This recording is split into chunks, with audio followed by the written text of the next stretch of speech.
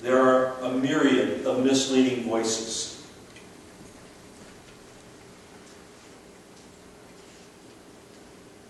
False prophets' main goal is to deceive the sheep by impersonating the shepherd.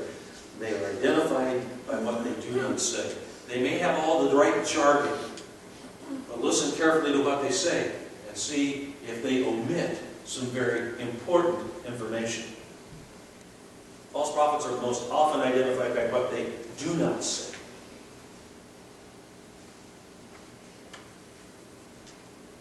The fruit identifies the totality of their life.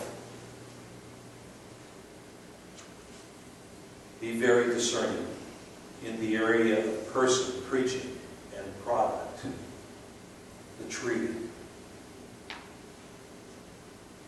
Jesus says, every tree that does not bear good fruit is cut down and thrown into the fire. And then he reiterates in verse 20 what he states in verse 16. So you will know them by their fruits. He simply says this as he ends this particular section. Enter the narrow gate, walk the narrow way that leads to life, because there are few who find it and go there. And beware of all the voices out there that would attempt to distract you and mislead you and take you out the wrong way. There are a myriad of voices that challenge you every day to head back the old way.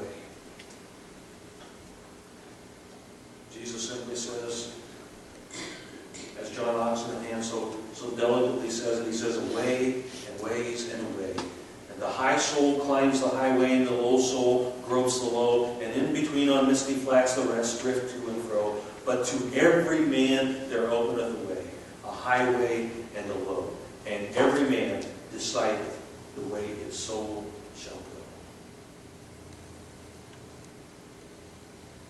He calls on you to make a decision.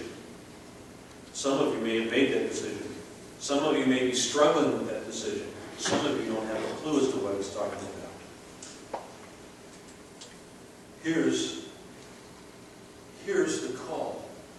Enter the narrow gate. He doesn't say enter some gate. He says enter the narrow gate. Walk the narrow way. Why? Because its destination is where you want to be.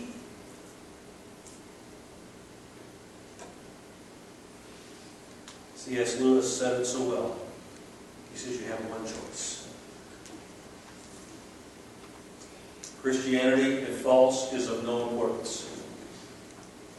And if true, of infinite importance. The only thing that cannot be is moderately important. And I would say that the anathema of our day is that we think I can take it or leave it. And that would be disastrous.